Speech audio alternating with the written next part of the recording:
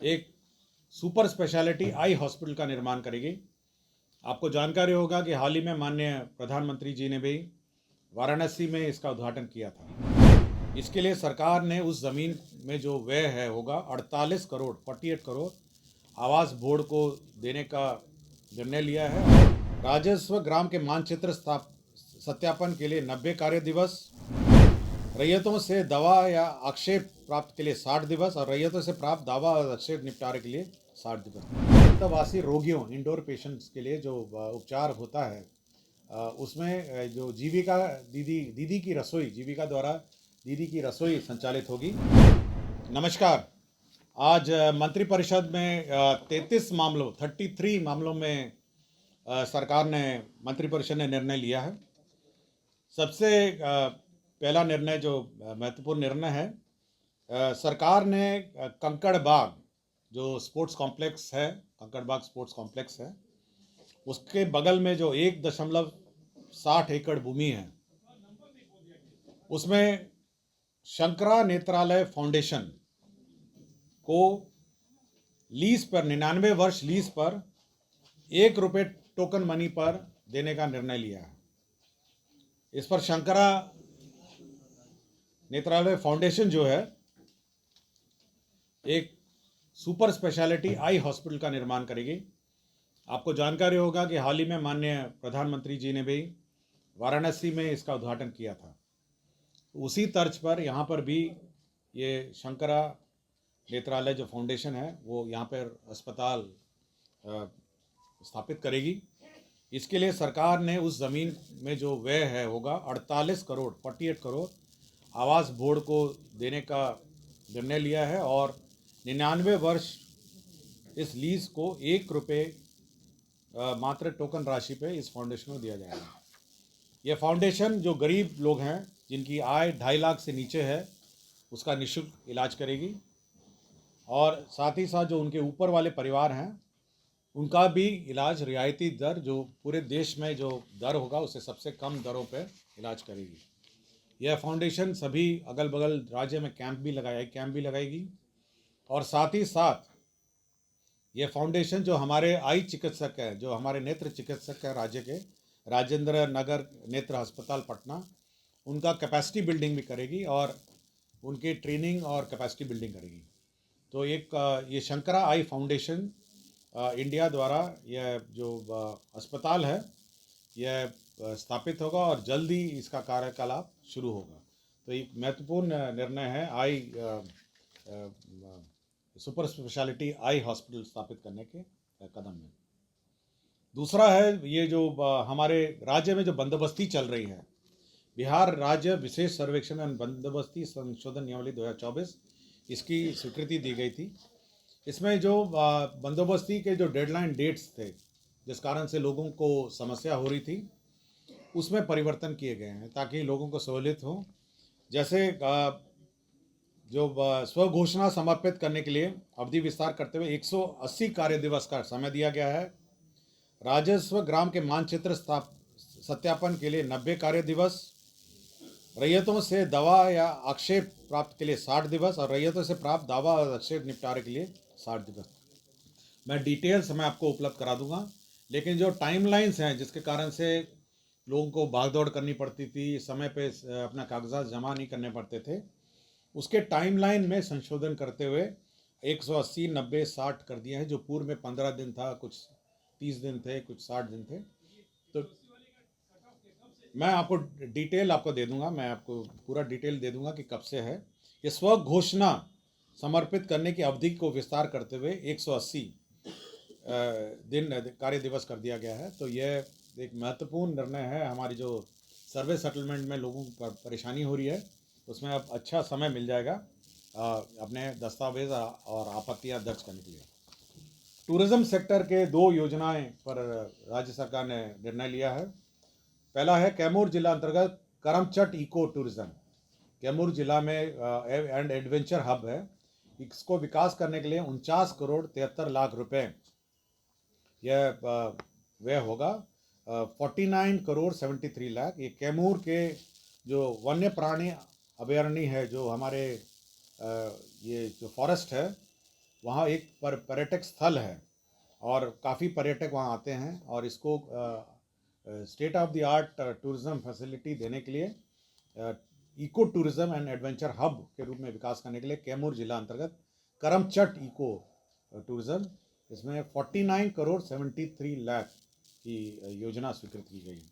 और जो दूसरी टूरिज़्म सेक्टर में जो योजना स्वीकृत हुई है वो सहरसा जिला अंतर्गत जो मत्स्यगंजा झील है, आपको देखा होगा मत्स्यगंजा झील बिल्कुल सहरसा जिले के बिल्कुल जिला मुख्यालय के बीच में है। उसके पास पर्यटकीय सुविधा के लिए 98 करोड़ 65 लाख रुपए जो झील के का सौंदर्यीकरण है, झील के अगल बगल टूरिज़्म फैसिलिटी विकसित करने के लिए 98 करोड़ 65 लाख में या जो पर्यटक सुविधा है वह स्थापित होगी।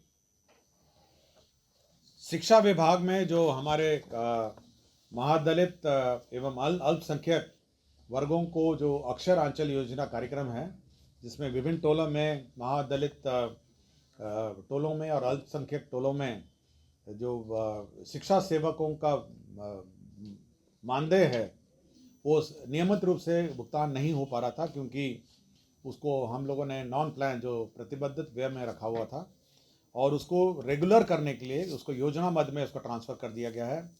और इसके लिए 8 अरब 90 करोड़ 14 लाख का इस वर्ष उसका प्रोविज़न भी किया गया है, ताकि समय पर इनका वेतन भुगतान किया जा सके।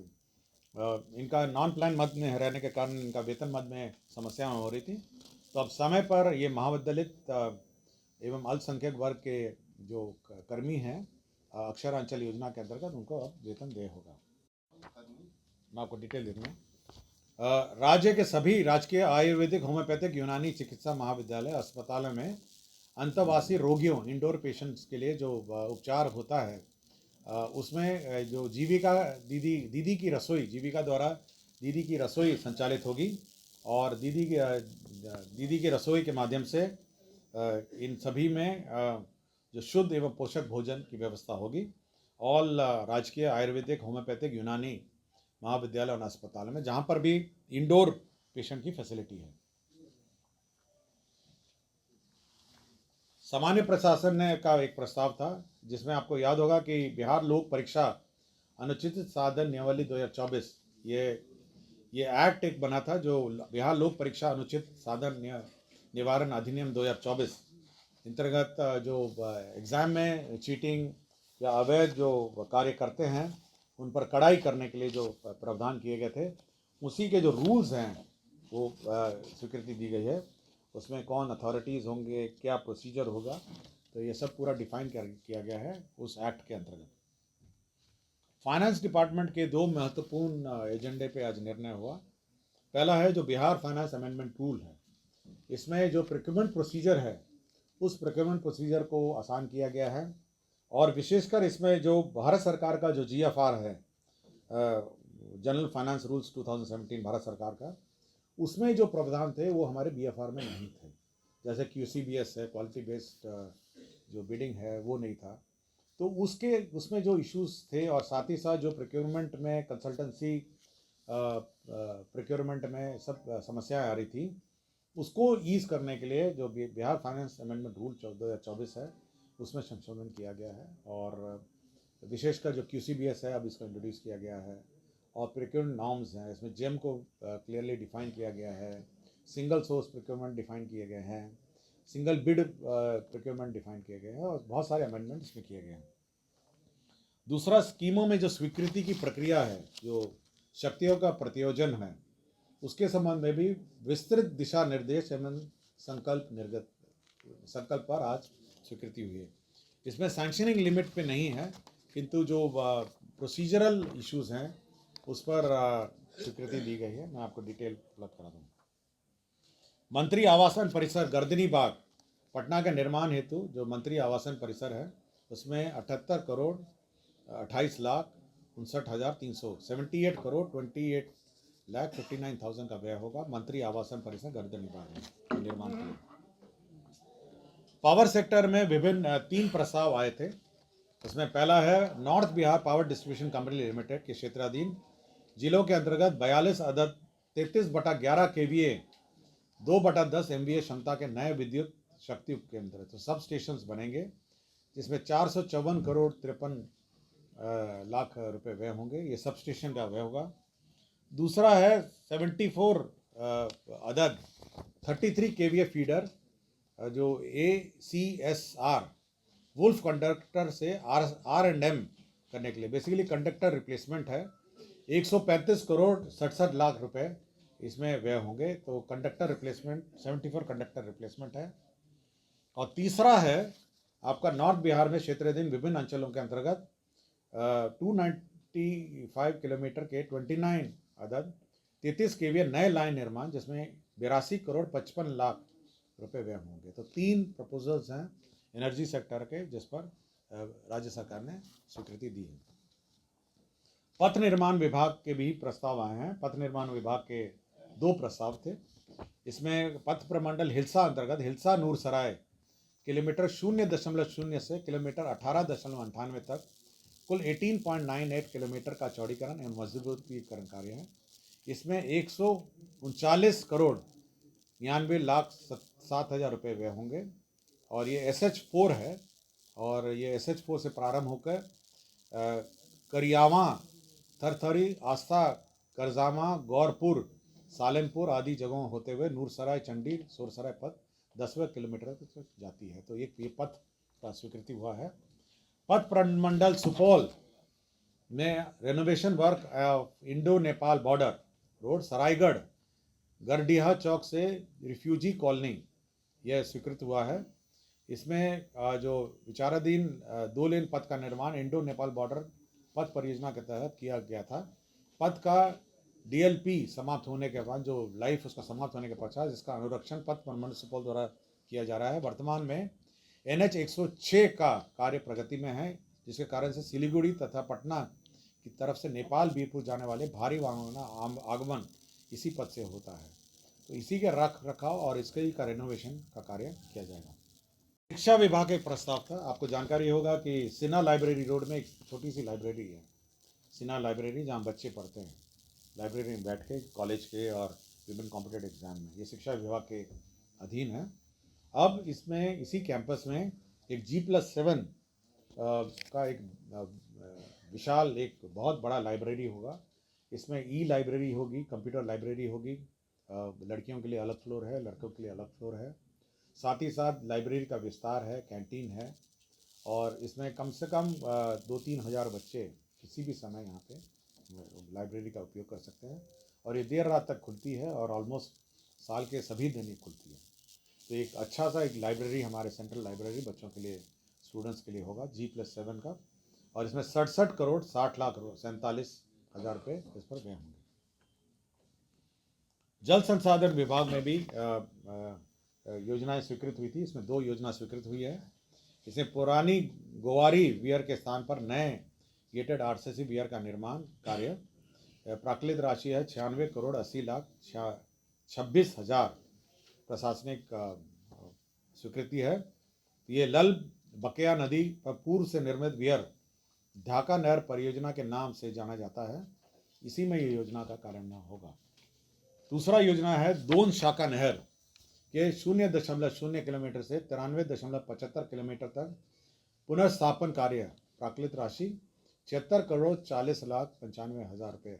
यह 2 नहर तिरहुत मुख्य नहर के 2.04 किलोमीटर बायां से निस्सृत है तथा इसकी कुल लंबाई 93.75 किलोमीटर है एवं अंतिम छोर से नेपालपुरी नहर तक घोड़ा साहन शाखा नहर निकलती है। तो इसी पर यह निर्मित होगा। मंडल कारा अरवल भवन का पुनरीक्षित प्राक्कलन आया था, जिसमें 38 करोड़ 31 लाख 21 हज़ार रुपये व्यय होंगे। स्वच्छ भारत मिशन और लोहिया स्वच्छ बिहार अभियान है। इसमें आपको जानकारी होगा, विभिन्न गांव में जो सफाई का काम करते हैं, सॉलिड वेस्ट मैनेजमेंट है, नालियों की सफाई है, और सफाई से गांव को साफ सुथरा रखने की जो योजना है, इसमें 5635 ग्राम पंचायतों में यह ठोस एवं तरल अपशिष्ट प्रबंधन की व्यवस्था 1 जनवरी 2025 से 31 दिसंबर 2025 तक किए जाने में 354 करोड़ 354 करोड़ का व्यय हुआ। और ये पूर्व में ही होता रहा है, लेकिन राशि के अभाव में ये बीच बीच में ये डिस्टर्ब हुआ है। तो 1 साल की योजना स्वीकृत की जा रही है और इसके अंतर्गत जो अव्यय होंगे उसमें रिक्शा है, उसमें लोगों का मानदेय है और विभिन्न कंपोनेंट है, जिसके अंतर्गत यह सॉलिड वेस्ट मैनेजमेंट नाली की सफाई होगी। प्रधानमंत्री आवास योजना ग्रामीण अंतर्गत संविदा में जो हमारे कर्मी नियोजित हैं उनको वेतन का समस्या होता था और ये पहले भारत सरकार का जो केंद्र अंश मंच है उससे होता था, तो कम पड़ गया है। तो अब राज्य सरकार अपने मद से 139 करोड़ रुपए राज्य संसाधन मद से इसका व्यय करेगी। पीआरडी जनसंपर्क विभाग के 2 प्रस्ताव थे जो आप लोगों से संबंधित है और सूचना एवं जनसंपर्क विभाग में जनसंपर्क एजेंसी पीआर एजेंसी का जो चयन होगा वो उसमें QCBS quality and cost based selection पद्धति होगी। पहले जब L1 में होता था लोएस्ट मिनिमम में, तो उसमें सिलेक्शन में बहुत ही अच्छी कंपनियां नहीं आ पाती थी। अब क्वालिटी बेस्ड सिलेक्शन एजेंसी के चयन में होगा, तो जो पीआर एजेंसी है उसका चयन अब क्वालिटी बेस्ड जो पद्धति है उसमें होगा।